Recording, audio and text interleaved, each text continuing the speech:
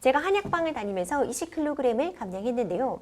한약방에서는 사진 후기를 남기면 무료로 다이어트 프로그램을 연장해 주겠다고 하길래 저는 그냥 거절했습니다. 그런데 어느 날 지인에게 연락이 왔는데 해당 한약방에서는 제 사진을 도용해 몰래 사용하고 있다는 건데요. 당장 확인해보니 길에서 나눠주는 팜플렛에서부터 해당 병원 온라인 사이트의 후기란까지 제 개인 SNS에 몰래 퍼온 사진이 올라가 있었습니다. 제가 너무 화가 나서 신고하겠다고 따져 물으니 이미 제가 처음 한의원에 등록할 때 할인을 받으면서 동의를 한 내용이라는 말도 안 되는 소리를 하는데요. 이 나쁜 사람들 도대체 어떻게 혼내줄 수 있을까요? 이런 사연이 접수가 되었습니다. 당황하셨을 것 같아요. 근데 그렇죠. 저희도 뭐 이제 아파트 상가에 이런 거 병원들 이제 광고하는 팜플렛들 보면은 뭐 책임 감량제 뭐 이런 것도 되어 있고 후기 뭐 공유하면은 뭐 이벤트 이런 거 본 적이 맞습니다. 있는 것 같은데 상당히 어떻게 보셨어요, 사연? 네, 요즘 뭐 이런 상담 사례들도 많죠. 실제로 뭐 이제 병원 분들도 뭐 마케팅 활동을 하면서 특히 이제 이런 치료 효과 이런 걸 좀 강조하는 게 중요하다 보니까 뭐 비포 애프터라고 하죠. 뭐 이런 사진들을 많이 게재들 하시고 그리고 또 이 당사자들하고 또 분쟁들도 좀 꽤 많이 발생하고 있습니다. 변호사님, 그런데 허락 없는 사진 도용 법적 처벌 받게 되는 거 아닌가요? 일단 뭐 나눠서 좀 설명을 드려야 될 것 같은데 일단 형사처벌, 뭐 단순히 이제 사진만 썼다. 뭐 일종의 우리 초상권 침해라고 하죠. 그거에 대한 어떤 형사처벌은 어려운데 다만 이제 그 사진까지 도용하면서 어떤 사실관계를 좀 왜곡한다든지 이런 게 같이 발생했다 한다면 뭐 명예훼손이나 또는 모욕죄에 해당할 수가 있어서 요거에 대해서는 좀 별도로 형사처벌이 가능할 것도 같습니다. 변호사님, 초상권에 대해서도 질문을 드려보고 싶은데 뭐 초상권 침해를 이유로 한의원에 손해배상 청구하는 것도 가능할까요? 네네. 그 초상권 이제 많이 말씀하시는데 그렇죠. 일종의 이제 민사상 이제 불법 행위에 해당합니다. 어떤 뭐 상호 계약 관계가 있다 보기는 어렵고 이제 일방적으로 갖다가 그걸 쓰면서 뭐 고의든 과실이든 해서 어떤 정신적인 이런 스트레스를 준 거잖아요. 뭐 상식적 말로 이제 우리 일반 용어는 스트레스인데 그런 거에 대해서는 어떤 정신적으로 뭐 민사 불법 행위로서 손해배상이 가능할 것 같습니다.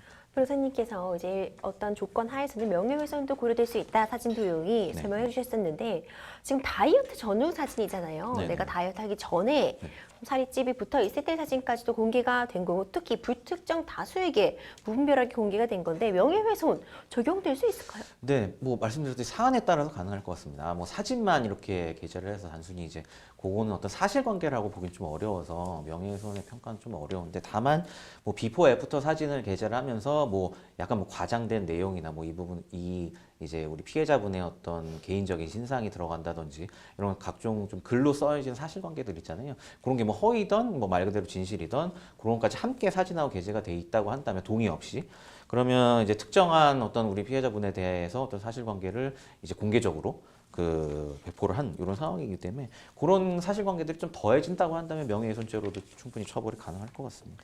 변호사님, 지금 등록할 때 뭐 사진이 공개에 동의하면 할인해 주겠다고 밝혔지만 분명히 거부 의사를 표시하셨단 말이에요. 네. 그럼에도 지금 와서 핑계로 너가 동의했다 이렇게 밝히고 있는 한의원 측 이 부분에 대해서는 어떤 식으로 대응을 할 수 있을까요? 네, 뭐 이 부분은 사실 법리적으로 쉬운 부분은 아닌데 정말 그랬다고 한다. 예를 들어 동의를 했다고 하면 당연히 이제 손해배상은 이제 내 사진을 사용하는 걸 동의했다고 하니까 그 진실된 동의라면 손해배상 할 수가 없겠죠. 근데 보니까 우리 의뢰인께서는 그러지 않으신 것 같고 그래서 이런 내용을 일종의 약관이거든요. 우리가 이런 걸 뭐 어디 가입하거나 뭐 할 때 아니면 진료 등록을 할 때 일종의 이런 걸 다 우리는 약관으로 볼 수가 있습니다. 근데 우리 약관법에 따르면 이런 내용을 알고 있었다는 사실, 그러니까 내 사진이 사용된 걸 알고 있었다는 사실에 대해서는 그러니까 이제 병원 측에서 입증을 해야 되기 때문에 이런 부분은 조금 당연히 저쪽에서 몰랐다 우리가 그렇게 주장한다면 상대방이 입증하기가 좀 어려워지고 그렇기 때문에 이 부분에 있어서 손해배상을 받는 데 크게 어려움이 없습니다.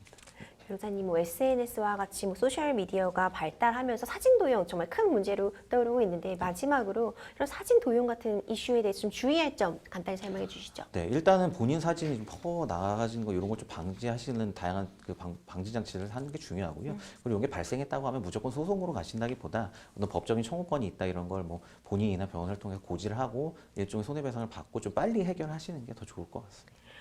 네, 생생법률쇼 많은 분들의 상담 전화 계속해서 걸려오고 있는데요. 도움이 필요하신 분들은 주저하지 마시고 지금 나가고 있는 방법들로 연락 주시기 바랍니다.